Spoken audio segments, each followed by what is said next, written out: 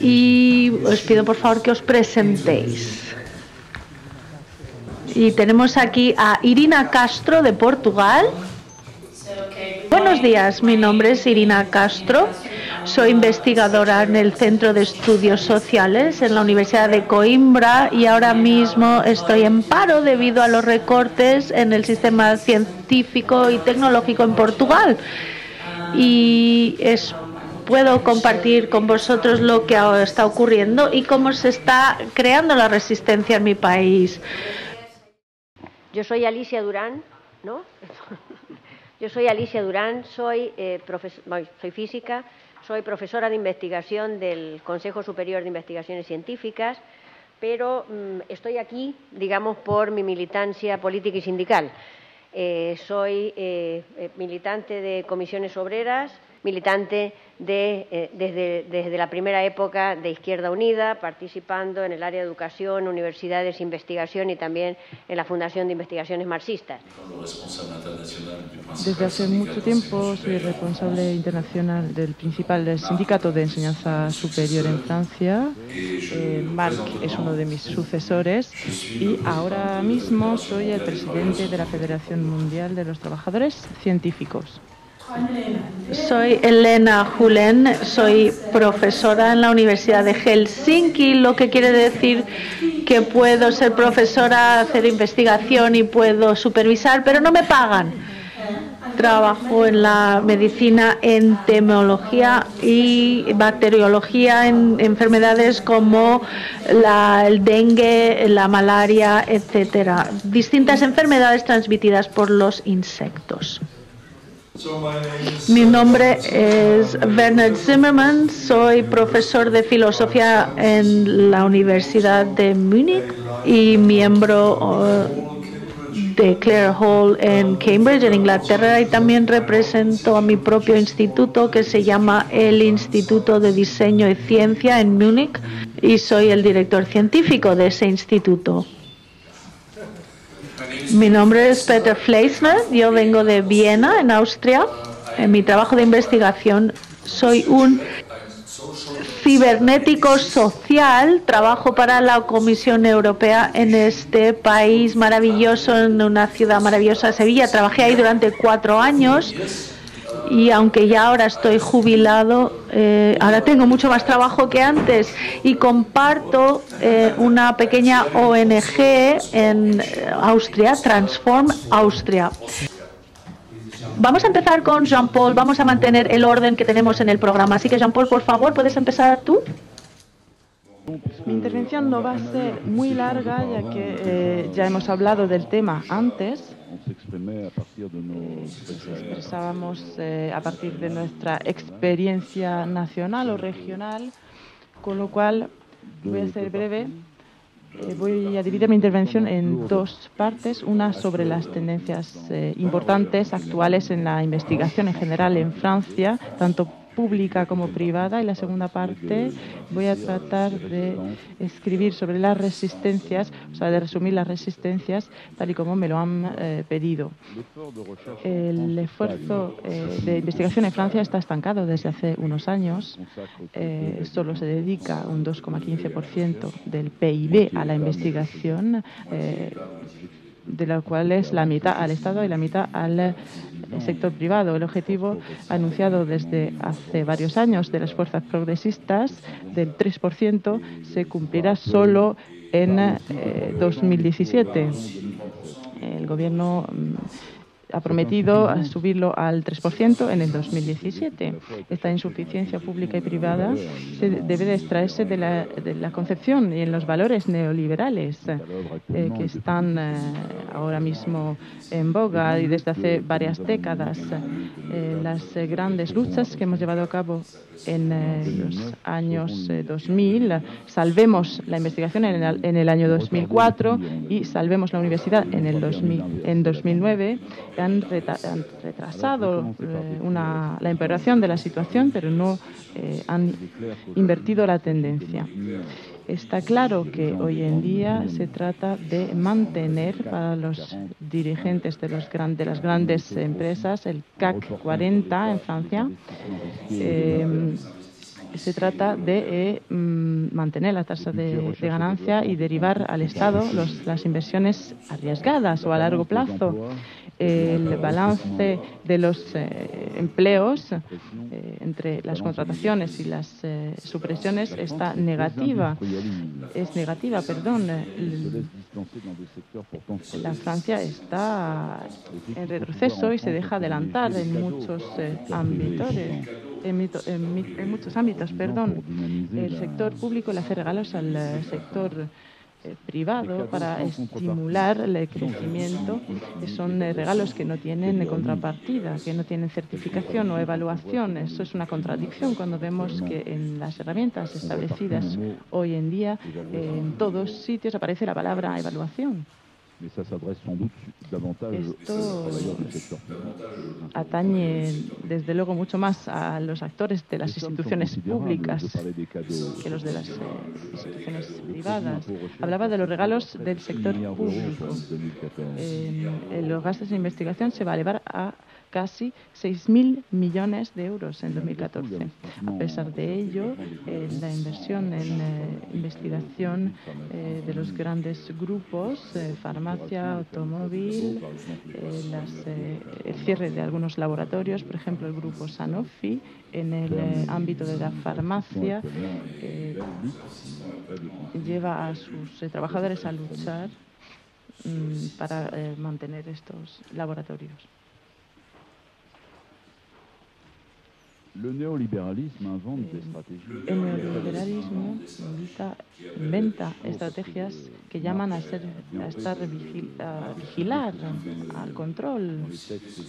Voy a tratar de ser breve, voy a hablar de ello, pero de forma breve, de la especialización inteligente de la que hablábamos antes. Se articula con la regionalización. La Comisión Europea ha adoptado una serie de propuestas que se titulan estrategias o políticas de cohesión social y que significan la identificación de las características y de las ventajas propias de cada país o de cada región, la puesta en valor de ventajas competitivas de cada región y la reagrupación de partes interesadas y de recursos regionales en torno a una visión de su futuro alimentada por la excelencia. Hay una abundancia de nombres de información que definen esa estrategia. En un país como Francia, donde no existen contrapoderes o son embrionarios, se instalan centros de poder de pilotaje en las regiones donde los asalariados, los empleados los investigadores son prácticamente ausentes y donde los ciudadanos que no son informados son casi incapaces de intervenir. Ese poder es significativo decir que se disuelve el Consejo Superior de la Investigación de la Tecnología con la excusa de la fusión con el Consejo Nacional de la Enseñanza Superior y de la Investigación para tratar de disminuir los lugares de convergencia donde los representantes de los empleados y de los principales sindicatos nacionales podían hacerse oír. En esta batalla voy a volver a citar esas palabras, quería hacer un juego de palabras, que en francés mot es palabra, pero también es mal o enfermedad. No tiene la misma ortografía, no se escribe de la misma manera, pero sí que se pronuncia igual. Todas las palabras como innovación, competitividad, transferencia, evaluación, excelencia. La palabra excelencia ha sido utilizada por poderes de manera sucesiva, creando conceptos como, por ejemplo, laboratorio de excelencia o equipo de excelencia, iniciativa de excelencia, IDEX, LABEX, Equibex en el caso francés, etc. El problema, concretamente, es que el investigador del servicio público hoy en día, ya pertenezca a la universidad o también pertenezca al al sector privado, ve que su actividad o la dimensión de libertad, de tiempo, de calidad, ve como esas dimensiones disminuyen, pasa muchísimo tiempo elaborando informes para responder a convocatorias y para intentar integrarse en proyectos. Y, sin embargo, la primera misión de la investigación es crear conocimientos. Sin embargo, está en peligro, lo que se lleva a una debilitación del conocimiento y de la investigación. En el sentido moral y material, hay sectores enteros de algunas disciplinas que no están tan en boga o que no son tan rentables, son suprimidos. Es el caso de las ciencias sociales, por ejemplo. Voy a tratar de disminuir o de ir más rápido. Aujourd'hui, l'évaluation est vue comme sanction. Hoy, por ejemplo, la evaluación se ve como un tipo de castigo o de presión. Se amenaza a los estudiantes o a los académicos que no publican suficiente, dándoles más enseñanza, más horas de enseñanza. La enseñanza se ve como un castigo. Hay que ver que la situación de los hombres, de las mujeres y los jóvenes en la investigación es absolutamente escandalosa. La precariedad es una herramienta de control de los jóvenes. Son cosas que hemos analizado en la federación que yo presido y que nos llevan a llevar a cabo campañas a nivel internacional sobre la precarización.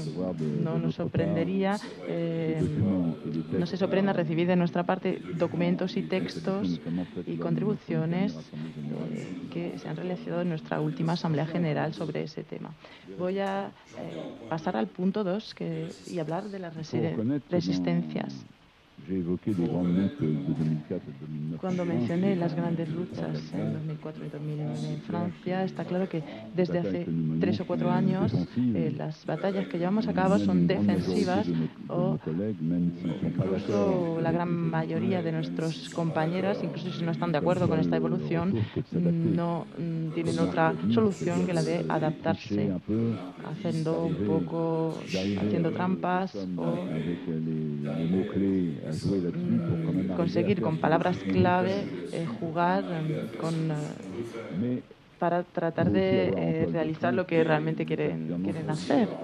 También hay que ver que las alternativas políticas en la tela de fondo no son verdaderas alternativas, generan perspectivas, expectativas y fatalismo a veces. En el sector privado, la defensa o la lucha son principalmente luchas por el empleo, por las unidades y los laboratorios de investigación y desarrollo. Pero quisiera citar un análisis que está en la contraofensiva, que es interesante. La principal confederación francesa, la CGT, a través de sus altos cargos, de sus ingenieros y técnicos, ha lanzado una campaña de desarrollo de una rama francesa de diagnóstico por imagen, como la CNRS y el INSERM, de investigación médica. Esta campaña obliga a los poderes públicos y económicos a decidirse. Eso contribuye a despertar la fibra industrial a expensas de la tiranía financiera para suscitar alianzas y dividir a los enemigos. Podría darles más información sobre esta campaña para establecer esta rama, esta división francesa. Quizás quisiera decir una interpretación personal de las élites, del comportamiento de las élites francesas. Creo que a lo largo de la historia han sido tradicionalmente más usureras y a corto plazo que las del norte. Y en particular también me parecen más atlantistas o seguidistas con respecto a Alemania.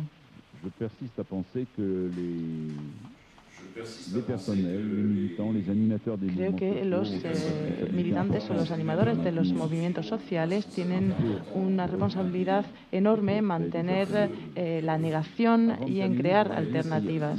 Antes de terminar, quisiera decir que más allá de las luchas colectivas hay también pasos y actitudes que son interesantes. Existen actitudes, comportamientos individuales en muchos países. Los países anglosajones fueron los primeros, pero son falsas alarmas. En el sector, por ejemplo, de los productos genéticamente modificados,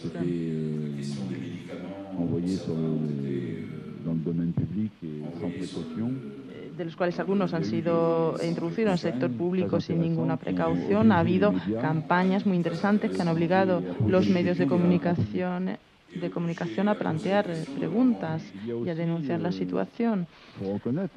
También hay que reconocer que, a margen de los sindicatos y de las asociaciones, hay actores con los cuales hemos establecido una comunicación, asociaciones que plantean o que dialogan entre los animadores de los movimientos sociales y los científicos. Este tema ha sido mencionado por Janine en Francia en particular, pero no únicamente. Se ha construido una red para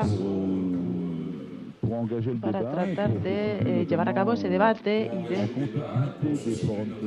de estar a continuación de los foros sociales mundiales.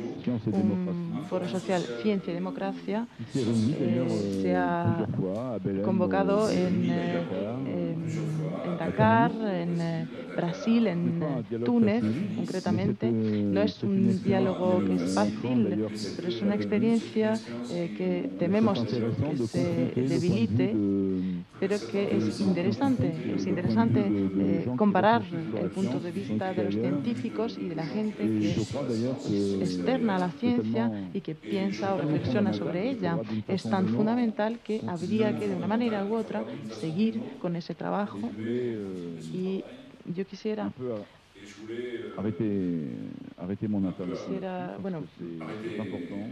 parar aquí, en ese punto, porque es importante relativizar nuestro trabajo sindical, comparándolo con gente que puede ser muy sensible a la ciencia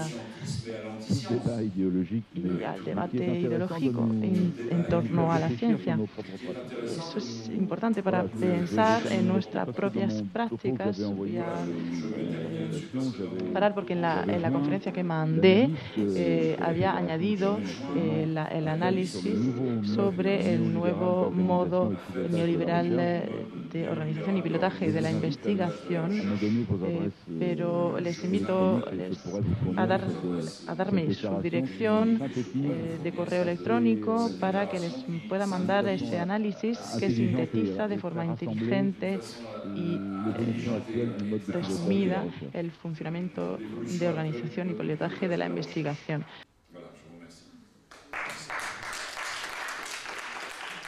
Bueno, el tema que nos convoca son los movimientos de resistencia en Europa en el marco de esta durísima crisis que nos afecta desde 2009. Una crisis múltiple que es económica, medioambiental, alimentaria, energética, pero también, y no menos, ética y democrática, cuyas raíces, siguiendo a Federico Mayor Zaragoza, a quien ayer también se citaba, deberían situarse en la inmensa equivocación de sustituir los principios democráticos universales de justicia social, solidaridad e igualdad por el mercado. La crisis tiene características diferenciales en mi país, en España, con una violentísima destrucción de empleo que muestra la debilidad crónica de un modelo de acumulación que está basado en un excesivo peso de la construcción y de los servicios y de empresas de bajo valor añadido. Un modelo realmente irracional y depredador que intensifica la precariedad y usa los salarios como factor de ajuste permanente, que explota la desigualdad, que reduce la eficiencia económica y, sobre todo, crispa y destruye las relaciones laborales. La crisis ha afectado en España a todos los sectores y se ha cebado con el gasto público, arremetiendo contra el incipiente estado de bienestar en una furia privatizadora que afecta la sanidad, la educación, la emigración, la dependencia y particularmente, y este es el tema que hoy tratamos, la universidad y la investigación. Ya desde 2010, todavía en gobierno socialista, pero sobre todo tras la entrada del Partido Popular en el Gobierno de España, los presupuestos generales del Estado dedicados a investigación, desarrollo e innovación se han desplomado, no es que se hayan mantenido, se han desplomado con una caída de casi el 40% desde 2009. 40% desde 2009. Este recorte supone, en la práctica, la demolición del joven sistema científico español construido en democracia tras la ya mítica Ley de Ciencia de 1986. Y hablo de demolición porque estos recortes destruyen lo esencial del sistema, su capital humano, obligando al exilio interior o exterior a los jóvenes investigadores y también a los técnicos, que son la primera generación formada en democracia en condiciones similares a las de nuestros socios europeos y que en este momento tienen que elegir entre emigrar o convertirse en camareros o en croupiers.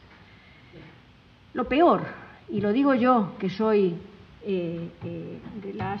la que con un granito de arena he tratado de construir este sistema en los últimos 35 años, lo peor, digo, es que esta situación en España ya no se arregla solo con dinero. El tiempo y el esfuerzo que ha hecho toda una generación de científicos españoles que soñó con una ciencia pujante en un país diferente, solo podrán recuperarse a lo largo de otra generación. Los recortes empezaron en 2010, pero la respuesta masiva, y aquí empiezo con la resistencia, a este ataque frontal a la ciencia española solo cristalizó a final de 2012 y fundamentalmente en 2013, y aparece ese colectivo de Carta por la Ciencia donde se agrupan la Confederación de Organizaciones Científicas, la Federación de Jóvenes Investigadores Precarios, la Conferencia de Rectores de Universidades Españolas, una asociación Investigación Digna que representa a los contratados Ramón y Cajal, de la mano de los dos grandes sindicatos de clase, Comisiones Obreras y UGT. Podríamos preguntarnos por qué se tardó tanto en reaccionar realmente a este ataque cuando las mareas blancas de la sanidad, la verde de la educación, la amarilla de la dependencia o la violeta de las mujeres llenaban las calles del Estado español. Y yo creo que la causa está en lo que ayer nos contaba nuestro colega Alessandro Arienzo de la CGIL, de que nuestros científicos han sido mayoritariamente modelados por la ideología imperante y no entienden de cooperación, solo entienden de competencia. El mito, la falacia de la excelencia ha penetrado en la cultura del investigador español, que huye de cualquier debate ideológico, de cualquier etiqueta realmente que lo signifique, resguardándose bajo el arcaico y decimonónico concepto de la neutralidad de la ciencia. Solo cuando la destrucción del sistema ha entrado en el campo de visión del microscopio, ahí es cuando han reaccionado y ahí ha sido posible realmente, de la mano de Comisiones Obreras, formar este colectivo de Carta por la Ciencia.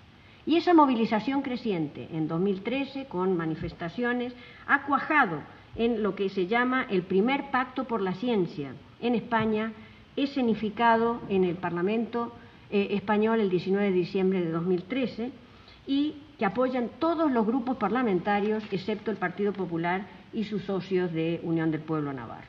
Y os leo para que veáis la extrema radicalidad de este pacto. Dice: recogiendo ampliamente el sentir mayoritario de los investigadores y del colectivo Carta por la Ciencia, queremos, o sea, los partidos que firman, afirmar nuestro compromiso de apuesta por la investigación en torno a 4 puntos que apoyarán todos nuestros grupos parlamentarios. 1. Planificación plurianual para recuperar en 3 años los niveles de inversión de 2009. No queremos avanzar, queremos volver a lo que teníamos en 2009. 2. Eliminación de los límites de la tasa de reposición del empleo público, que son el 10%, o sea, por cada 100 jubilaciones solo se recupera una que no se cumple. 3. Establecer compromiso plurianual para el cumplimiento de los planes nacionales de investigación en sus convocatorias y en sus plazos. Y creación de una agencia de investigación prevista por la ley para gestionar los planes nacionales. Como veis, revolucionario nada, realmente. O sea, ni rompedor tampoco. Es un pacto que en la práctica se hace para cumplir la ley, para cumplir las reglas y para cumplir la ley. Eso es a lo que nos ha llevado este sistema.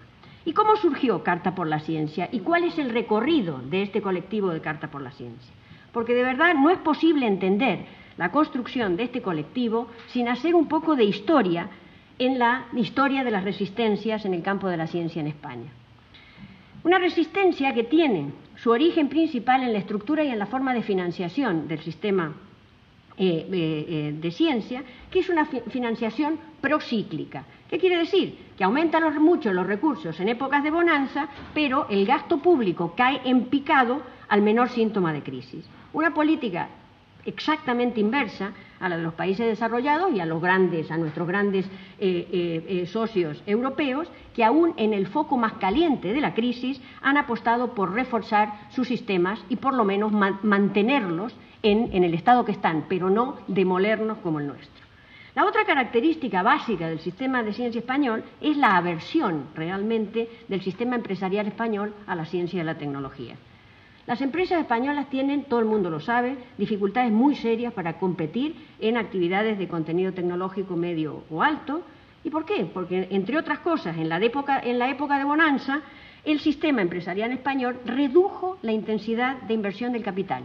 Realmente impresionante. Redujo la intensidad de uso del capital, acumulando beneficios mientras perdía productividad. De manera que en este momento la productividad de las empresas españolas está el 20% por debajo de las europeas y el 30% debajo de Estados Unidos. Y eso explica la profundidad de la crisis y la violentísima destrucción de empleo en este país.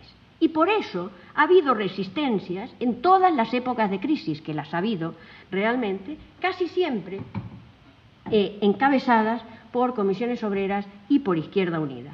Formaciones cuyas señas de identidad, cuyo ADN realmente incluyen la defensa del sistema público de I+D, la preocupación por la función social de la ciencia, las preguntas y la exigencia de responsabilidad a los científicos respecto a los resultados de su trabajo y el impacto de la tecnología sobre el mundo laboral, apostando siempre y decididamente en contra de ese determinismo tecnológico del cual nos hablaba Janine esta mañana.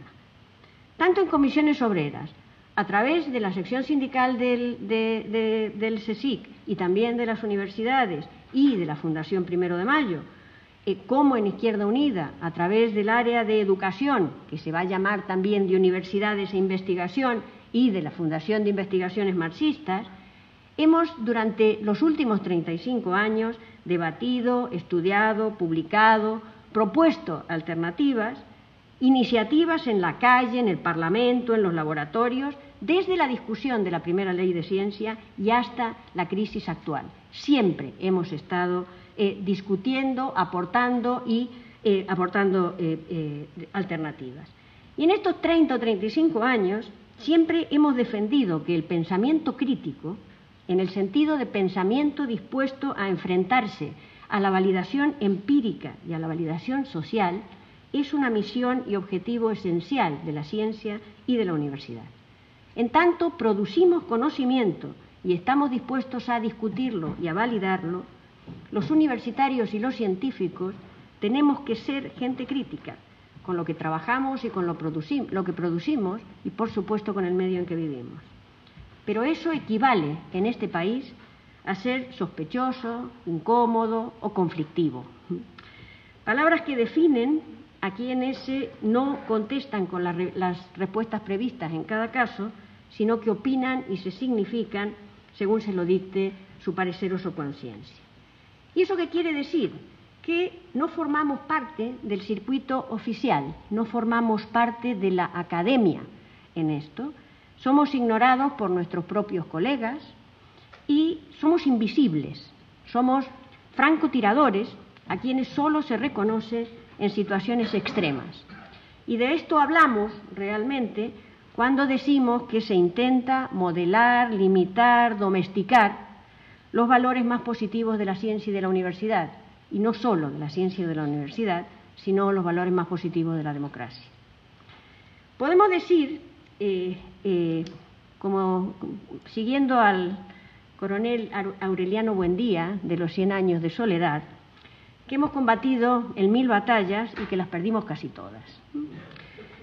Pero, hablando de resistencias, resistir en el sentido más duro de la palabra y del concepto significa volver a levantarse una y otra vez, aunque la razón nos diga que volveremos a fracasar. Somos gramscianos y volvemos a levantarnos porque tal vez esta vez fracasemos mejor. Tal vez seamos capaces de abrir alguna brecha que los que vienen detrás puedan ampliar y convertir en caminos. Y a veces, muy pocas, ganamos, y quiero dar 2 ejemplos antes de acabar. En 1974 propusimos por primera vez, desde unas comisiones obreras todavía ilegales, la conversión de las becas de investigación en contratos laborales. Hemos tardado casi 40 años en conseguirlo y el triunfo tiene muchos padres siempre. Y entre ellos la Federación de Jóvenes Investigadores Precarios, que desde hace ya 10 años realmente pelea, y pelea bien, por los derechos de los investigadores en formación. Pero sabemos que durante más de 30 años fuimos los únicos que levantamos esta bandera en todas partes. Y el otro ejemplo es en 1992, el gobierno socialista de Felipe González intentó eliminar la cuota del CERN en los presupuestos generales del Estado, borrando a España de un centro esencial del mapa internacional de la ciencia. En ese momento fue Izquierda Unida la que logró, con iniciativas parlamentarias y debates públicos y en comisión, que esa cuota del CERN se reintegrara. Y también fue Izquierda Unida quien se opuso en solitario a la Ley de Ciencia aprobada en 2011 en los estertores del gobierno socialista, porque pensábamos que es una ley contra los trabajadores de la investigación que profundiza la precariedad y creaba realmente en ese momento un estado de excepción laboral en el sector público de la investigación. Ese estado de excepción ahora se ha ampliado a todos los trabajadores. Por eso seguimos reivindicando el voto negativo de Izquierda Unida, donde el único voto de Gaspar Llamazares representaba en solitario las demandas de los 2 grandes sindicatos de clase y de las asociaciones más representativas de los investigadores precarios. Y en esta historia de resistencia, y ahora sí acabo, siempre hemos mirado a Europa. Porque creemos realmente que otra Europa es posible y que hay que construirla desde dentro. Y desde luego fue Izquierda Unida y el grupo de la izquierda europea los que abrieron las puertas del Parlamento Europeo a Carta por la Ciencia para que se presentaran allí las reivindicaciones. En este empeño seguimos y por eso estamos aquí compartiendo esto y decididos a seguir. Buenos días, compañeros y compañeras. Voy a recurrir a la lengua española para saludar a las personas que hoy están aquí colaborando con nosotros para permitir que este encuentro se realice, nominadamente los técnicos y los traductores que están ahí ejecutando un excelente trabajo. Voy a recurrir también a la lengua española para saludar a las mujeres del Estado español, a las mujeres de Francia y a las mujeres de Portugal, que ahora mismo están en las calles de Madrid, de Lisbona y de París, para decir que no más aceptamos el retroceso de los derechos sexuales y reproductivos que habíamos conquistado durante tantos años. In Athens, tomorrow, now demonstrations in the center of Athens. Thank you. With my demola. También para saludar a mis compañeras trabajadoras que hoy están en las calles de Lisbona, juntamente con las mujeres, en una demostración organizada por la Confederación Nacional de Trabajadores y Trabajadoras Portuguesas, que están en una jornada de lucha contra los recortes en la salud, en la educación, en los derechos laborales, y que se han unido en solidaridad para decir al conservadorismo europeo, para decir al moralismo católico y al fascismo que es emerge en Europa, que nosotras, las mujeres, somos las que decidimos cómo quemamos. Dicho eso, I'm going to speak in English. Ahora voy a hablar en inglés porque será más fácil para mí expresarme y será más fácil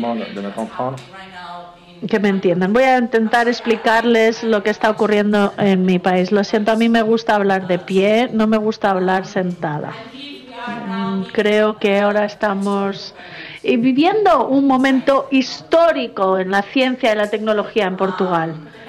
Los recortes han estado afectando nuestro sistema en los últimos 4 años y la mayoría de los investigadores jóvenes están en paro, la mayoría de nuestras unidades no tienen presupuesto para mantener sus actividades, nuestros trabajadores están siendo despedidos. Y solamente este mes el gobierno decidió recortar el 75% de las becas para los estudiantes de posgrado y de doctorados. Esto ha llevado a 3.000 investigadores de todas las edades a las calles de Lisboa durante 3 horas bajo una lluvia muy intensa para exigir una nueva política para la ciencia y tecnología en Portugal. Pero lo que realmente quiero mostraros es que estos recortes están revelando 3 cosas muy importantes de nuestro sistema. En primer lugar, que debemos replantearnos lo que quiere decir el autogobierno en la ciencia y la tecnología. En segundo lugar, muestra que nuestra conciencia como clase trabajadora es enormemente diversa, de distintas formas de pensar. Y en tercer lugar, demuestra que nuestro diseño institucional es débil, con problemas endémicos que reproducen formas violentas que pueden caracterizarse como la violencia de la idea de la excelencia y la violencia de la burocracia. Estos 2 tipos de violencia están ahora promoviendo lo que llamamos en Portugal el crimen o el delito cognitivo. En los últimos 3 años nos hemos resistido, pero nunca en conjunto, siempre separados. Por un lado estudiantes, por otro lado becarios, investigadores, profesores. Cada uno tenía su propia granjita y estaba cultivando sus propios productos en su resistencia. Esta resistencia, esta forma institucionalizada de resistencia ha demostrado que somos demasiado débiles para este sector tan autoritario en el que estamos viviendo. Con esta resistencia institucional que creo que ya no existe, creo que ahora tenemos que buscar otros modelos de organización, han emergido distintos tipos de discursos. Y la mayoría, cuando acudo a reuniones de mi sindicato o a reuniones de ABIC, la Asociación Nacional de Becarios, o cuando voy a reuniones de mi centro, la mayoría me recuerdan los debates abstractos de personas y filósofos que intentan contar ¿Cuántos ángeles pueden bailar sobre la cabeza de un alfiler? No es esa nuestra misión. No debemos estar intentando imaginar el sexo de los ángeles, ni cómo se puede ganar más dinero. Hay que realmente cambiar el sistema. Este es nuestro objetivo, es el objetivo de esta reunión aquí hoy. En Portugal tenemos lo que llamamos un modelo discrecional de gobernanza en la ciencia y la tecnología, lo que quiere decir que el gobierno es quien decide dónde va el dinero y en qué áreas son estratégicas. Este modelo, que proviene de la dictadura, por tanto no debemos estar orgullosos de ello, se ha construido con la idea de 3 monoculturas. La primera monocultura es la idea de una monocultura del tiempo lineal. Después de la revolución existía la idea de que éramos un país retrasado como el este de Europa, no éramos avanzados, teníamos que industrializarnos, teníamos que aumentar la tecnología, la producción, la modernidad. Por tanto, aceptamos sin crítica todas las medidas internacionales, todas las decisiones y regulaciones internacionales. La segunda monocultura fue la monocultura del conocimiento, lo que quería decir que dentro del sistema, y a pesar de que nunca tuvimos tiempo de pensar realmente qué queríamos hacer con la ciencia para responder a la nueva situación geopolítica de los 70 en Europa, nosotros los investigadores, los académicos, los becarios, los estudiantes, nos elevamos a una posición de dioses y olvidamos que las personas tienen conocimiento y que generan su propio conocimiento y que debíamos estar hablando con ellos sobre cómo era su conocimiento y cómo se generaba ese conocimiento y cómo podemos aprender de ello. La tercera monocultura es la monocultura de la racionalidad, que es la que es ahora más visible en Portugal, y es la idea de que nuestra actividad está ligada a la lógica de producción del mercado y no podemos hacer nada al respecto y es inevitable, hay que aceptarlo. Y todos son 3 monoculturas que crean lo que llamamos el modelo discrecional de gobernanza de los conocimientos científicos. Por tanto, este modelo ahora mismo está en crisis. Pero, y algunos investigadores o académicos están diciendo que debemos abandonar este modelo discrecional y buscar modelos considerados más de deliberación, más participativos, aunque esto es un buen paso que debemos tomar para cambiar la manera de gobierno, de gobernanza en Portugal. Abandonar este modelo discrecional de gobernanza y adoptar otro no quiere decir necesariamente que vamos a transformar la forma persistente de discriminación que vamos reproduciendo en la sociedad. No quiere decir necesariamente que se va a adoptar un modelo participativo. Los ciudadanos y la ciencia en los espacios de deliberación, por ejemplo, no garantían que se eliminen las desigualdades, más bien al contrario, seguimos teniendo que luchar con las cuestiones de género, sexo, raza y todas las categorías de discriminación.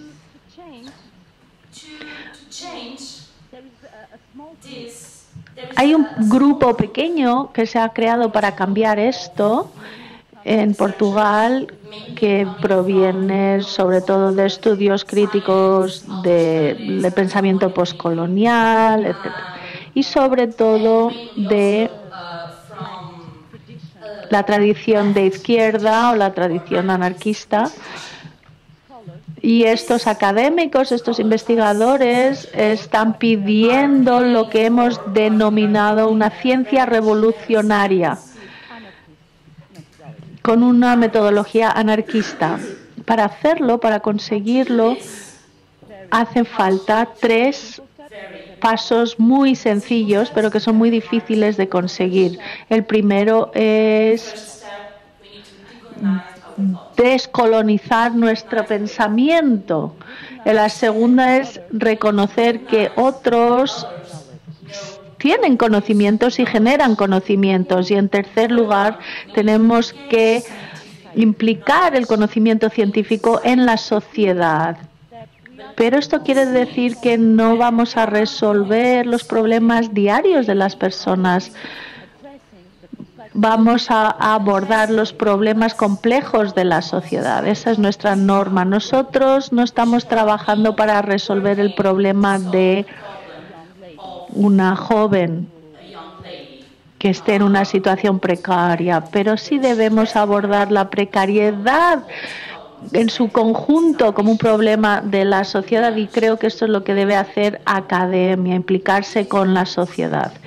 Y para hacerlo debemos aceptar que cambiamos, que podemos cambiar, y debemos abrazar la idea, como normalmente dice Donna Harry, tenemos que implicarnos en el proceso de convertirnos, no quedarnos fijos en un punto, sino siempre estar convirtiéndonos y transformándonos en otra cosa.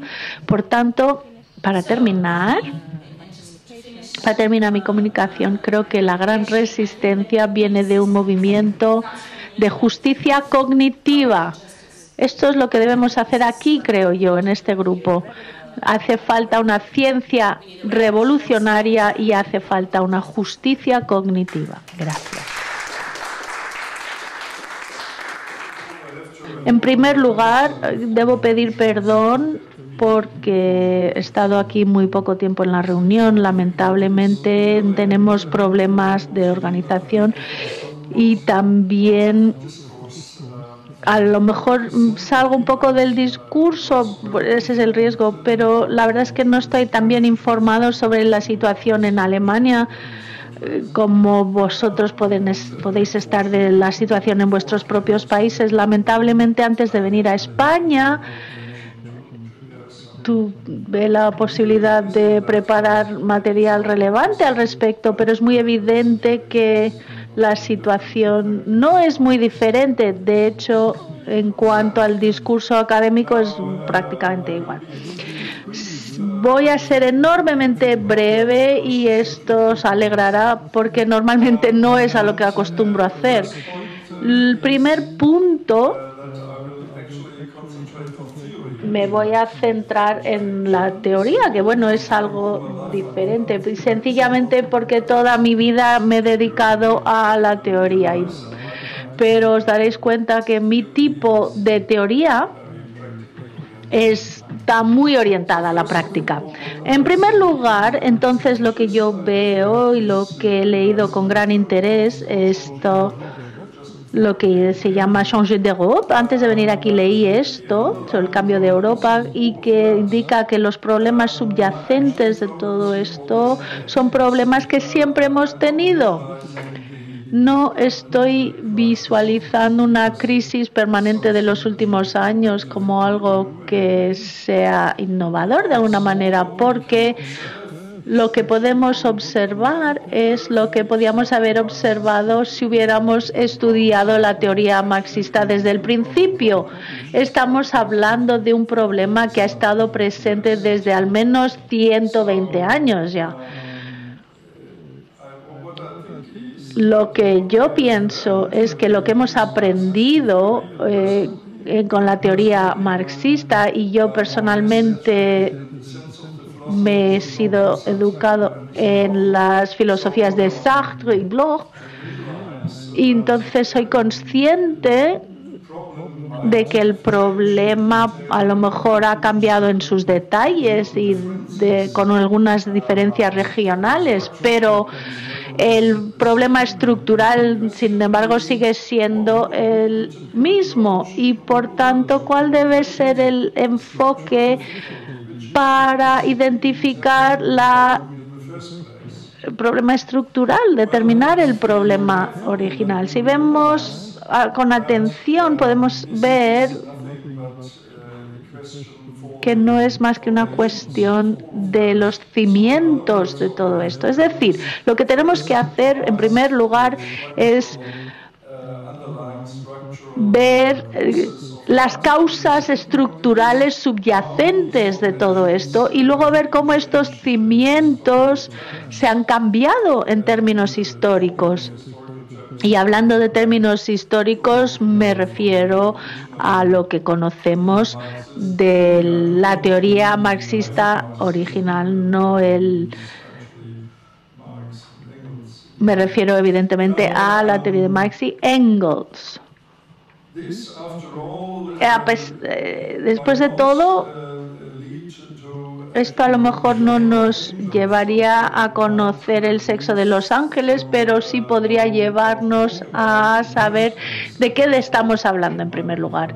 Y lo cual, esto puede ser muy útil. Cuando yo era profesor en la Universidad pronuncié un discurso en la Universidad de Lyon la semana pasada, era sobre la complejidad de los sistemas, y lo que descubrí, y por casualidad realmente, que los resultados más tangibles de preguntar cómo armonizar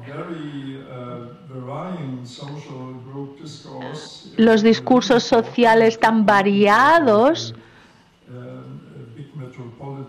en una gran zona metropolitana hoy en día es localizar un espacio de juego libre donde haya un discurso libre que cumpla lo que Heráclitos, el filósofo tan antiguo, denominó como el agitar una bebida. Cuando le preguntaron qué podía decir sobre la armonización de la vida política en las provincias griegas, no dio una palabra como respuesta, sino que mezcló la bebida ritual que hacía falta para acceder al oráculo de Delfi, que básicamente eran hierbas y algunas especias y agua, y lo agitó y se lo bebió y se marchó, que no es lo que suelen hacer los filósofos. Pero lo que quería decir es que lo que hace falta es trabajar activamente, dinámicamente en ese espacio libre. Y lo que es cierto para este discurso de grupos sociales también es cierto para otros discursos, porque lo que se puede observar es que si nos guste o no este ejemplo, no estamos hablando de la magnitud del grupo social, sino que es un resultado universal y que no varía.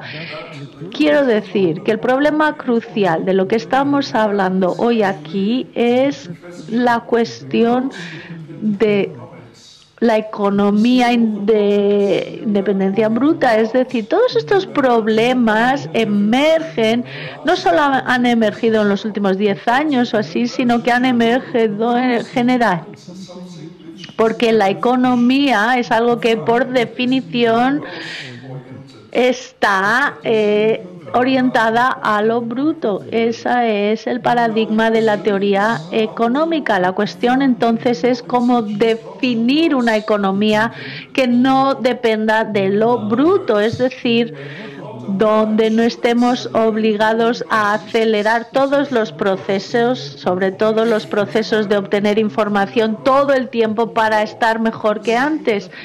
Esto es lo que se ve también en las universidades, puesto que desde que tenemos el sistema de licenciaturas ya no ha habido aumento en la calidad de la enseñanza.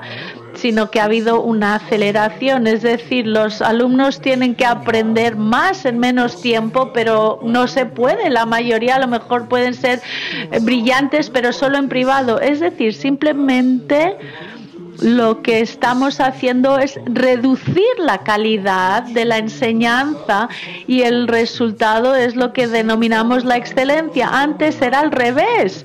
Teníamos una enseñanza muy buena, pero nunca nos consideraba excelente porque sabíamos que no lo era. Lo que quiero decir entonces es que la desaceleración de estos procesos sería la primera tendencia necesaria para reducir esta tendencia para acelerar de forma totalmente innecesaria todos estos procesos para que un día una persona ya no se pueda reformar.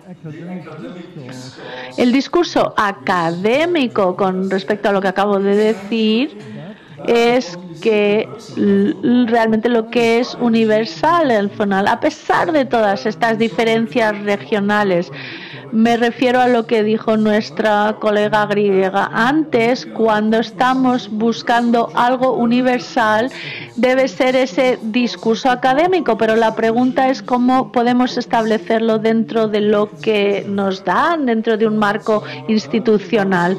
Una solución sería financiando la investigación necesaria. La financiación debe ser independiente. Por supuesto, es más fácil decirlo que hacerlo, pero la cuestión es que, por ejemplo, un instituto como el que yo fundé con algunos colegas hace unos años, que así tiene ya un reconocimiento oficial como un instituto de investigación, pero tiene su financiación independiente a través de donaciones y cuotas, etcétera, y es totalmente independiente en la investigación que se está realizando, por ejemplo, hablando de la economía no creciente, pero por supuesto no es una forma muy radical de avanzar, es una forma ligeramente subversiva.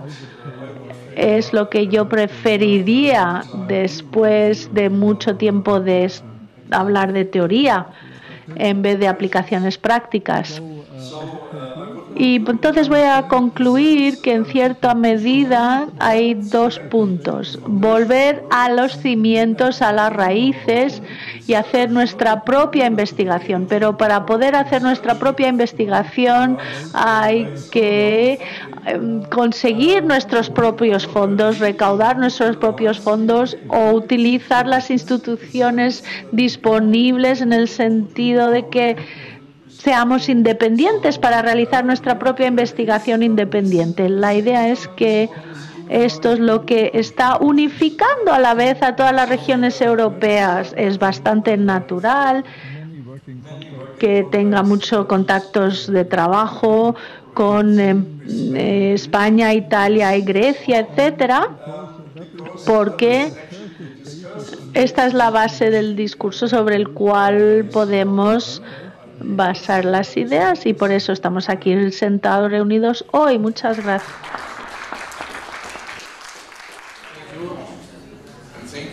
Muchas gracias por la traducción, por la interpretación. Es un trabajo muy difícil. Brevemente me gustaría compartir con vosotros una breve historia de la resistencia austríaca en la universidad. Debo confesar que me debo al movimiento estudiantil porque durante los años 90 los estudiantes estaban en la calle otra vez después del 68, cuando había una revolución estudiantil. Otra vez estaban ahí en los 90 y pensaba que la calidad de los estudios universitarios en Austria no estaban al nivel europeo. Por tanto, pidieron nuevos estudios, nuevas escuelas y las protestas las compartieron algunos profesores y pidieron un instituto de diseño y evaluación de tecnología. De acuerdo con nuestro grupo Academia, aquí vemos el vínculo entre la ciencia, la tecnología y la democracia. El ministro les dio la posibilidad de empezar esta institución y yo me convertí en profesor. Así que yo les debo a los estudiantes pues mi trabajo y el hecho de estar aquí hoy. Bueno, pasando al siguiente milenio, al principio de este milenio, una nueva ola de protestas se inició. Hubo una especie de golpe de Estado y un gobierno de coalición de derechas apareció, aunque los socialdemócratas habían recibido la mayoría de los votos, pero no formaban parte del nuevo gobierno. A lo largo de 7 años, todas las semanas, el jueves por la tarde, había protestas por parte fundamentalmente de los estudiantes. Las protestas se centraban en las limitaciones administrativas y financieras en cuanto al acceso a las universidades. Por ejemplo, las matrículas, las condiciones de estudios, etc. Había edificios universitarios que se cayeron a pedazos. En la entrada de una de los edificios se rompió una escalera y había estudiantes ahí en las escaleras porque el estado de los edificios estaba tan lamentable.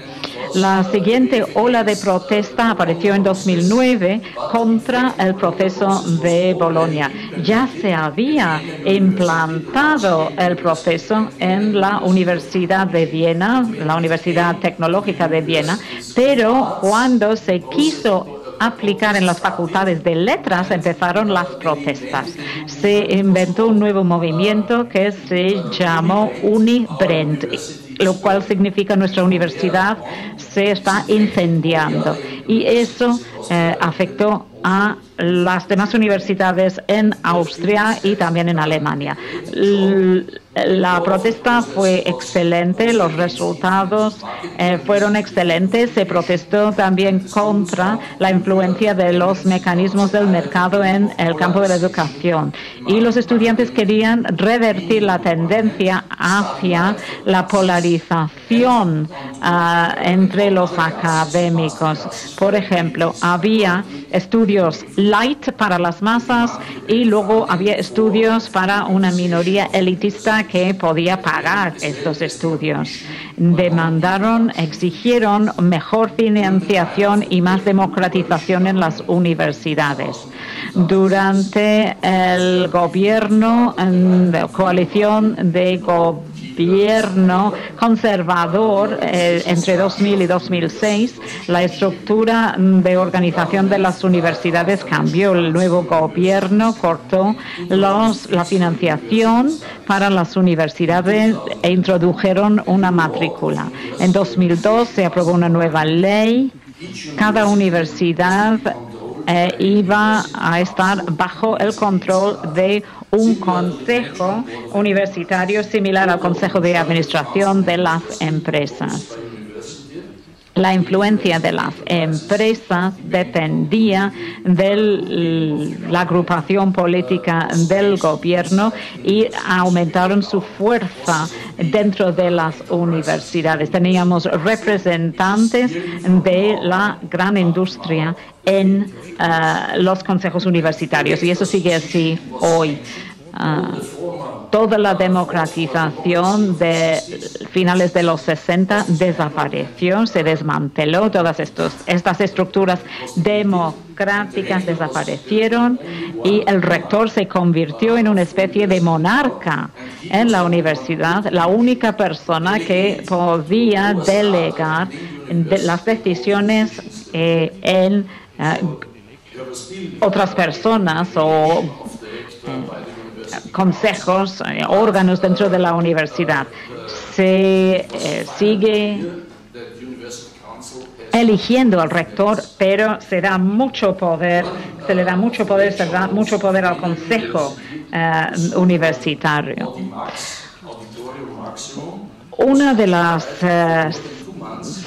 aulas de la Universidad de Viena pues fue ocupada por los estudiantes durante 2 meses en 2009, así como un auditorio, una sala grande, el auditorio de la ciudad de la Universidad de Graz.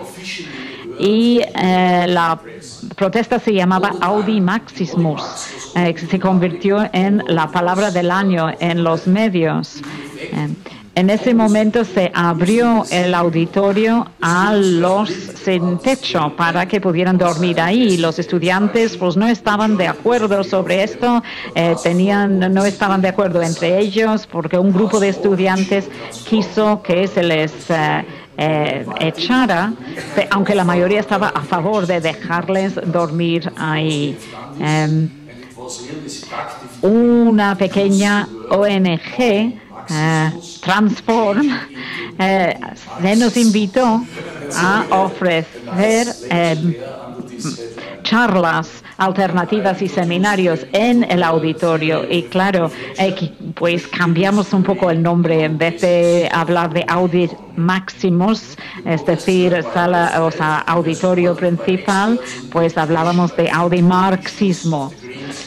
Las protestas pues se generalizaron, recibieron el apoyo de expertos en educación, algunos políticos y algunas personalidades de la sociedad civil, de los sindicatos y de la cultura y los medios.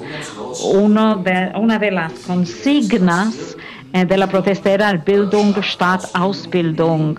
Quiere decir educación general en el sentido alemán de la palabra, en vez de formación profesional, que realmente es lo que orienta hacia el mundo de la industria. La consigna refleja el término Bildung, que también es un término utilizado por la clase burguesa y es mucho más amplio que el término estrecho Ausbildung, que significa más bien alta eficacia de los empleados, es decir, más beneficios. Otra consigna era Reiche Eltern für alle, padres ricos para todos, que ganó el premio de la mejor consigna del año. El público lo aceptó muy bien por su ironía y su ocurrencia. La consigna demuestra el hecho de que nuestro sistema educativo se basa principalmente en el estatus social de los padres. El sistema educativo no es suficientemente permeable. Los estudiantes organizaron su protesta de una forma muy radicalmente democrática. Contaron mucho con Internet, al igual que ocurre en España. Utilizaron los medios digitales como su forma de comunicación. Trabajaron con wikis para coordinar las actividades de limpieza de las aulas y organizaron una cocina del pueblo, cocinaron ellos mismos para dar de comer a los estudiantes que ocupaban el aula día y noche. La página de Facebook de Audimax tenía más de 30.000 seguidores. Utilizando los medios digitales, permitieron a los estudiantes organizar manifestaciones en masa en las calles, ocupar una de las salas más grandes en distintas universitarias, en varias universidades. Organizaron reuniones plenarias, charlas alternativas y otras actividades culturales. Organizaron grupos de trabajo temáticos sobre temas políticos, etc. Unos meses más tarde, el 11 de marzo de 2010, cuando la Unión Europea organizó la cumbre sobre la reforma de Bolonia en Viena, las protestas aumentaron. Un día antes de la cumbre se ocupó otro auditorio grande en la Universidad de Viena. El día siguiente, 63 organizaciones empezaron una manifestación con 12.000 participantes con la consigna Solidaridad contra la destrucción de la educación y el bienestar. Y el día siguiente se celebró una cumbre alternativa en el campus de la Universidad de Viena.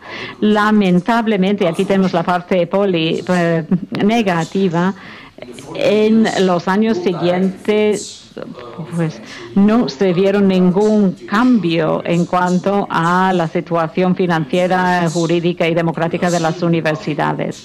Se vieron las manifestaciones en los medios, pero ningún partido político decidió apostar por los intereses de los estudiantes. Quizás también es cierto decir que había gran eficacia por parte de las protestas, con mucha participación, pero la espontaneidad de las protestas y la democracia de base que aplicaron, pues obstaculizó en cierta manera la construcción de estructuras a largo plazo que podían mantener las protestas a lo largo del tiempo. Antes teníamos relaciones con los estudiantes comunistas y no había problemas de interacción, pero ahora no hay nadie que pueda tener suficiente tiempo para poder trabajar en los campos, en el campo político, en la política. Es tremendo. Y el público en Austria, controlado por los medios, está en contra de lo intelectual. Y es muy difícil luchar contra esto. Aunque las protestas en Austria no pueden compararse con los movimientos de los indignados aquí en España y otros grupos, sí se puede ver que continúa la resistencia en Austria. Sin embargo, ahora afecta a los estudiantes de los institutos. Hace poco, en diciembre de 2013, 4.000 estudiantes de secundaria protestaron en las calles de Viena, bloquearon las calles, protestando contra la introducción de cambios en el bachillerato. Había protestas también en la Universidad Tecnológica en enero, con 10.000 estudiantes manifestándose en la calle. En Austria, los bailes son muy importantes y hay un baile organizado por un grupo fascista y muy de derecha en un castillo que es un símbolo de Austria. Todos los años se organiza este baile y suele haber una lucha entre la policía, los asistentes y los estudiantes. Bueno, esto es lo que pasó este año. Había violencia. De hecho, el Partido de los Verdes está debatiendo lo que ocurrió este año. A modo de conclusión, me gustaría evaluar la situación de las universidades austríacas desde la perspectiva de la economía política marxista. En el pasado, las universidades, la investigación y la Academia Austríaca de las Ciencias estaba en manos del Estado y recibía dinero público que venía de los contribuyentes. En términos de intercambio, se relaciona con un intercambio de dinero contra la mercancía. Es muy diferente del circuito capitalista normal de la producción de mercancía. El dinero se convierte en salarios y en mercancías, ambos insumos al proceso de producción capitalista, que termina con más capital que se gasta, y eso resulta de las mercancías que se venden, producidos por los trabajadores.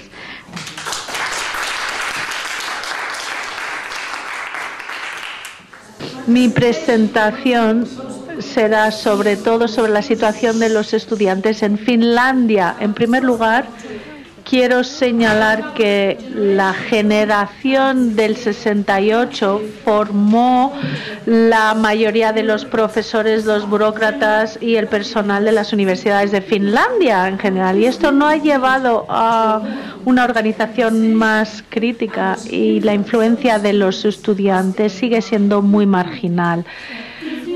En Finlandia las universidades están en el proceso de privatización. Las universidades ahora tienen un consejo con representantes de las élites económicas y empresariales.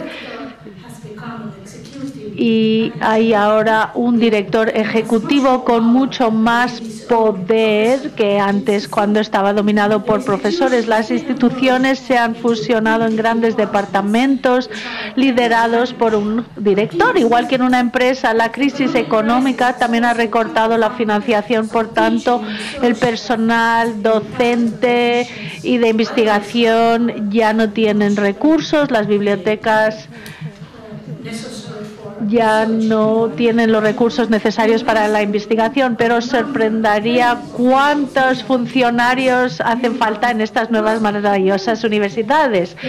En la reforma de Bolonia, en la reforma de las licenciaturas en 2005 ha tenido un impacto directo. Había muchos estudiantes que abandonaron sus estudios, que pudieron redactar su tesis y pasaron los exámenes porque todos los créditos antiguos fueron reevaluados. Lo único que tuvieron que hacer es terminar la carrera. Pero tuvimos otro gran problema, la idea de que los créditos de los estudiantes eran de el mismo valor solamente funciona parcialmente. Es una buena cosa que los estudiantes puedan ir al extranjero durante un semestre y volver, pero luego hubo otra reforma en Finlandia. Antes teníamos un sistema con niveles distintos de educación, y eso quiere decir que en los niveles máximos teníamos los arquitectos, luego teníamos los aparejadores a otro nivel, y probablemente tenéis este sistema también en otros sitios. Pero en Finlandia ese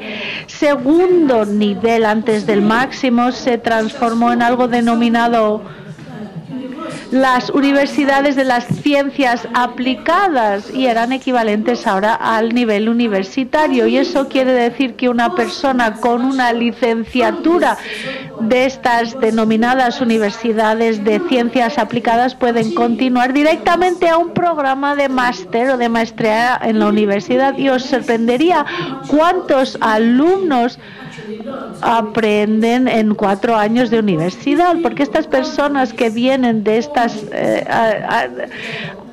nivel educativo antes de segundo nivel tienen muchos problemas a la hora de terminar sus tesis de posgrado, y esto se ve aún más en los siguientes niveles, porque si tienes un máster puedes ir directamente a un doctorado de estas universidades de ciencias aplicadas. Es decir, puedes conseguir un doctorado sin haber escrito una disertación. A lo mejor soy muy crítica porque yo pertenezco a la Facultad de Silvicultura y de Forestales, entonces muy críticos con todo esto. La investigación en los investigadores jóvenes es muy problemática. Salvo una pequeña fracción se gradúan para formar parte de un creciente proletariado académico. Las universidades son como fábricas que generan exámenes. En 2012 fueron más de 4.000 exámenes y varios miles de disertaciones, y para una población de 5 millones realmente es un logro importante. Pero ¿cuál es la situación para los estudiantes? La primera tarea es ser aceptados. Finlandia ha adoptado el numerus clausus, es decir, solamente aquellos con muy buenas notas y con buenos resultados en el examen de acceso pueden empezar a estudiar. Los estudios universitarios son gratuitos, pero ahora estamos hablando si debemos establecer una matrícula en la universidad o no. Probablemente en el futuro empecemos a cobrar matrículas. pero sigue siendo un gran problema para los estudiantes las becas. Se pueden obtener ayudas para la vivienda y becas y una garantía del gobierno para los préstamos de estudios. La mayoría de los estudiantes trabajan, pero si obtienen una ayuda del gobierno, hay límites al cuánto se puede trabajar. Y realmente estos límites de ver el controlar cuánto gana un estudiante que esté trabajando está generando mucho trabajo para los burócratas. Y con el dinero que indican que pueden ganar en Helsinki no puedes ni siquiera alquilar una pocilga. Hace falta lo menos 1.000 euros al mes para alquilar algo en Helsinki. Si obtienes un préstamo, entonces el estudiante puede ganar hasta 800 euros al mes, pero no más. Los estudiantes el sistema es antidemocrático. El objetivo fundamental es aprobar exámenes y no hay ninguna responsabilidad de que la persona que se gradúa luego pueda conseguir un trabajo. Hemos estado hablando de la excelencia y la calidad de la enseñanza en Helsinki. Es muy fácil. La excelencia significa que publicas todo lo que puedas durante un año y preferablemente en Nature o Science, y eso se considera calidad, nada más. La calidad de la enseñanza significa que cuantos más créditos como profesor puedas generar con el número mínimo de horas en una sala, en un auditorio, entonces eso se considera una enseñanza de calidad, una docencia de calidad. Este proceso antidemocrático ha sido paralelo al dominio de la derecha en el gobierno y en el Parlamento. El movimiento estudiantil ha sido muy débil y naturalmente también ha estado dominado por organizaciones de estudiantes muy conservadoras. Solo ahora empezamos a ver protestas. Durante las últimas elecciones, el Consejo de Representación de los Estudiantes en la Universidad de Helsinki, solo los partidos de izquierdas y los verdes obtuvieron más votos que antes, pero sigue estando dominado por los llamados grupos no políticos. Ha habido mucha actividad en algunos consejos, algunos ayuntamientos, y en Helsinki sí tenemos movimientos estudiantiles de los comunistas. En pasado diciembre hubo manifestaciones estudiantiles en delante de donde reside el presidente, y estos movimientos se hablaron de la lucha de clases que no se había oído en Helsinki en los últimos 20 años y condenaron también por los líderes de los partidos de izquierda. Quiero concluir diciendo que aunque no sea por otra cosa, pero sí podemos ver un poquito de resistencia, pero sí parece estar habiendo un pequeño cambio ahora. Observamos movimiento de resistencia que se está desarrollando poco a poco. El movimiento de la juventud comunista se está moviendo y ahora es mucho más radical que antes, pero aún así creo que, aunque veamos una diferencia, todavía queda mucho por hacer. Muchísimas gracias.